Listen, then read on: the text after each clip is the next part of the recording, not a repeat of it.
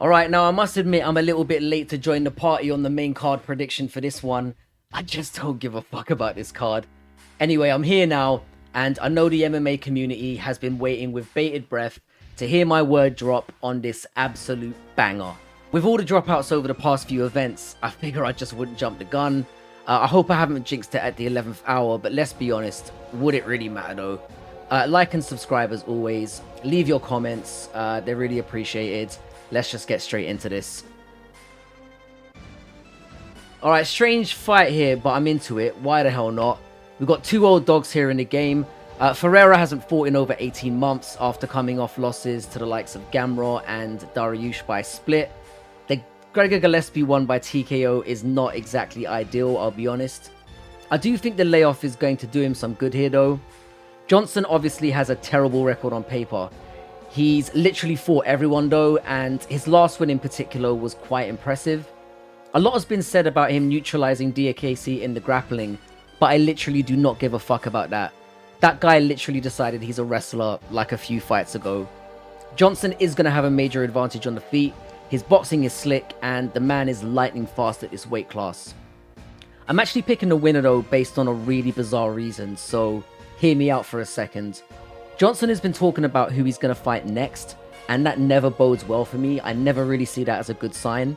I think Ferreira has a different level of grappling to what he's seen in his last fight, and I think he's going to make this very ugly against Johnson. I'm going to take Ferreira by split decision. It's going to be very, very close. Alright, despite blowing chunks all over this card, I actually quite like this fight. Fialho is dangerous, but that gas tank is so sus, and I don't really see him catching Buckley here, who is a little more measured now, and has shown he has a clinch and takedown game that can be problematic to deal with. He's used to dealing with the power at middleweight, so I think he's going to be able to negate the hairy moments that Fialho is going to inevitably threaten him with in the first round, and he's going to wear his opponent down. This is a risky one, as both have the power to shut the lights out. I just think Buckley has more avenues to win, so I have to pick him here. I'm going to call a second round finish after Fialho blows his wad, trying to take Buckley's head off in the first. Should be a fun scrap though. Ugh, sheesh, fine. I'll take Loopy, I guess. Next. What, you want reasons? Alright. Both really suck at striking, and Ducote has no takedown game to speak of. Softcore lesbian porn again on the offing here, the kind that no one's into. This is going to leave a sour taste in the mouth of everyone that's unfortunate enough to watch it. That's all I've got here. Moving on. Alright, this is another nice fight actually. Co-main event of a fight night standard? Probably not. But both these guys are decent contenders. Fluffy Hernandez, I just love this dude.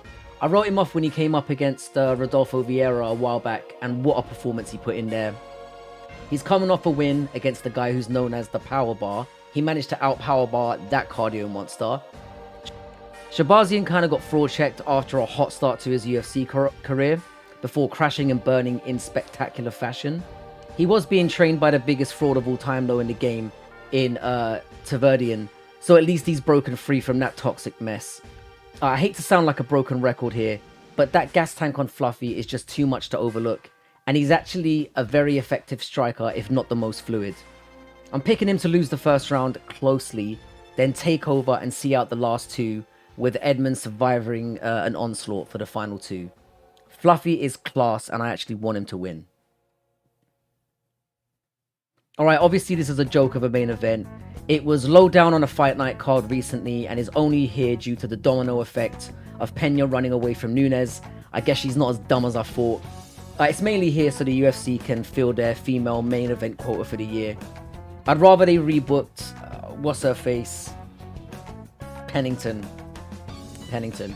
But here we are in the most despicable main event since Lemos and Rodriguez. Fuck it, actually, this is worse. Now, I might be standing alone on an island here, but I actually think Dern is absolute garbage. She has horrible stand-up, her takedown game is trash. I mean, she's got an 11% takedown percentage for a girl that does all her work on the ground. It's just remarkable. If a man was behaving this way, he would no longer be in the UFC. Now don't get me wrong, the loss to Zhao Nan looks a little better now, but she's way out of her depth on the feet here. I can't pick her, but I also can't pick against her. because it's Angela Hill. Fuck spilling my record on these two, I'm not retarded. This has decision written all over it, and that's what I'm betting here. Alright, I'll be back on the weekend to react to this. In a way, it can't be worse than how it looks on paper. The card after this is low-key alright, so let's just get through this. Take care and I'll see you all soon.